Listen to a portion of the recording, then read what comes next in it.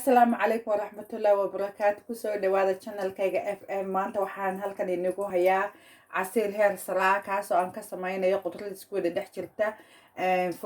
waata fruisinka asadan aniga ka soo gatay marka waxa ku jira blueberry iyo strawberry iyo black currant iyo red currant intaas baa waxaan ku darayaa halkan ayaa ku shubayaa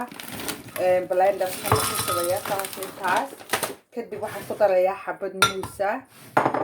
kadibna waxaan ku darayaa kaleeto orange juice baan ku darayaa intaasna saas ku darayaa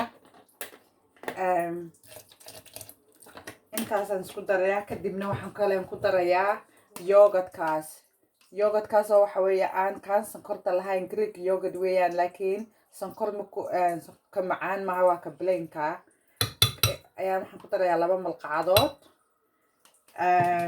markaan intaa isku daro waan isku shiidayaa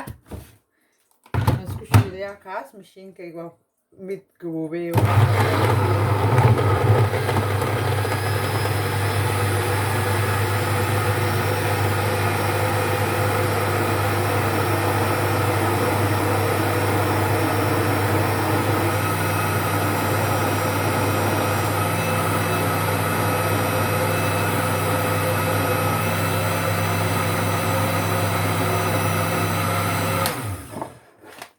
kadib waa kan sidan ku soo baxay casiirkii quruxdiisa wad yaabaysaa maasha Allah aad iyo aad buu macaan yahay waa kaas aad buu macaan yahay waa ka sharaabkii macaankiisa wad yaabaysaa waa nafaqo badan yahay fitamiinada ku jira wad yaabaysaa qof hadad koob cabtid maalintii cunto kale u baahanaysid isagaaba cunto ah marka maasha Allah aad iyo aad buu macaan yahay